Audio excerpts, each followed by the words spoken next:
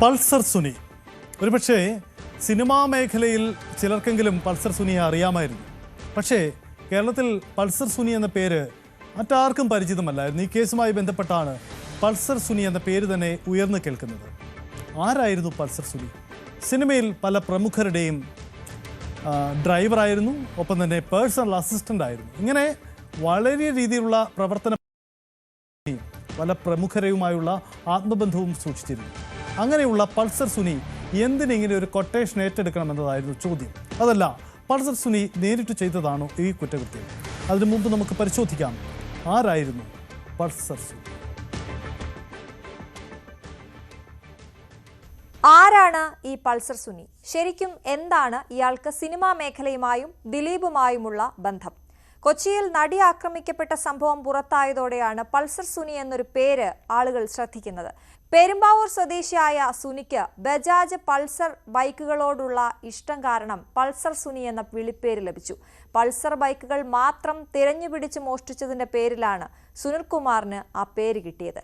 2010 മുതൽ Suni cinema shooting സെറ്റുകളിൽ ഡ്രൈവറായി ജോലി ചെയ്തു വരികയായിരുന്നു. നടനും MLAയുമായ മുകേഷിന്റെ പേഴ്സണൽ ഡ്രൈവറായി കുറച്ചു വർഷങ്ങൾ ജോലി ചെയ്തിരുന്നു സുനി. സിനിമാ സെറ്റുകളിൽ ഡ്രൈവറായി ജോലി ചെയ്യുന്നത് തുടർന്നതിനാൽ മോളിവുഡിലെ മിക്ക നടന്മാർക്കും ഇയാൾ പരിചിതനായി. പൾസർ സുനി എന്ന പേരിനേക്കാൾ സിനിമാ ലോകത്ത് സുനി അറിയപ്പെടുന്നത് മറ്റൊരു പേരിലാണ്, സുനിക്കുട്ടൻ എന്ന്.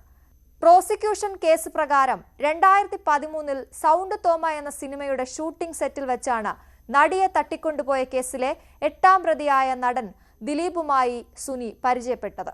മറ്റൊരു നടിയുമായുള്ള ബന്ധത്തെക്കുറിച്ച് മുൻ ഭാര്യയോട് സൂചന നൽകി എന്നാരോപിച്ച് 2013 മുതൽ ദിലീപ് ഇരയായ നടിയോട് പക പുലർത്തിയിരുന്നു എന്നാണ് പോലീസിന്റെ കണ്ടെത്തൽ. 2013 കൊച്ചി MG റോഡിലെ ഒരു ഹോട്ടലിൽ വെച്ച് അമ്മ നടത്തിയ ഒരു സ്റ്റേജ് ഷോയുടെ റിഹേഴ്സലിനിടെ ദിലീപും അതിജീവിതയും തമ്മിൽ സംഘർഷമുണ്ടായിരുന്നു.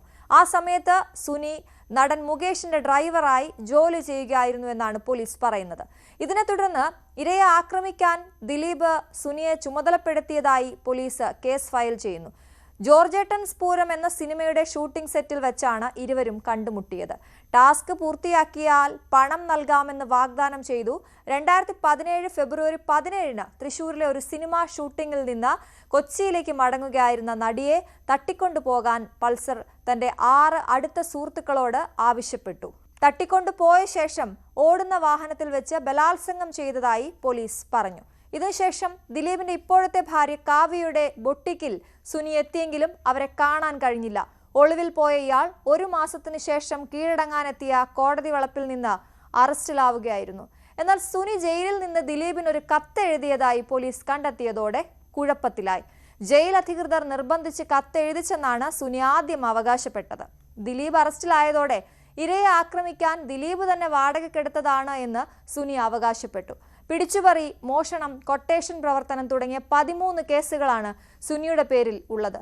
ഇതിൽ ഏറ്റവും പ്രധാനം നടിയെ ആക്രമിച്ച കേസ് തന്നെയാണ്. ദിലീപിന്റെ ഡ്രൈവർ അപ്പുണ്ണിയുടെ കേറ്ററിംഗ് വാഹനത്തിന്റെ ഡ്രൈവറായും സുനി ജോലി ചെയ്തിട്ടുണ്ട് എന്നാണ് റിപ്പോർട്ടുകൾ.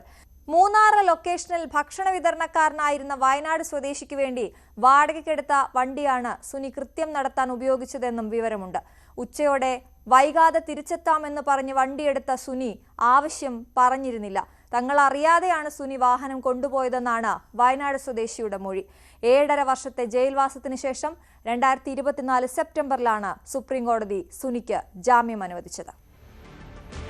ഇതാണ് പൾസർ സുനി എന്ന വ്യക്തി. സിനിമാ മേഖലയിൽ മാത്രം അതുവരെ പരിചയമുണ്ടായിരുന്ന പൾസർ സുനി എങ്ങനെയാണ് കേരളം മുഴുവൻ ചർച്ച ചെയ്യുന്ന ഒരു പ്രതിയായി മാറിയത് എന്നതിൻ്റെ ചുരുക്കമാണ് നമ്മൾ കേട്ടത്. എന്തായാലും നമ്മൾ കാത്തിരിക്കുകയാണ് വിധി എന്താണ്. ഇനിയും പരിശോധിക്കേണ്ടതുണ്ട് നിരവധി ഇടങ്ങൾ. ദിലീപിൻ്റെ വീട്, ഒപ്പം തന്നെ കേസിൽ നിർണായകമായ ജയിലടക്കമുള്ള മറ്റിടങ്ങൾ. നമുക്ക് വിശദമായി മടങ്ങി വരാം.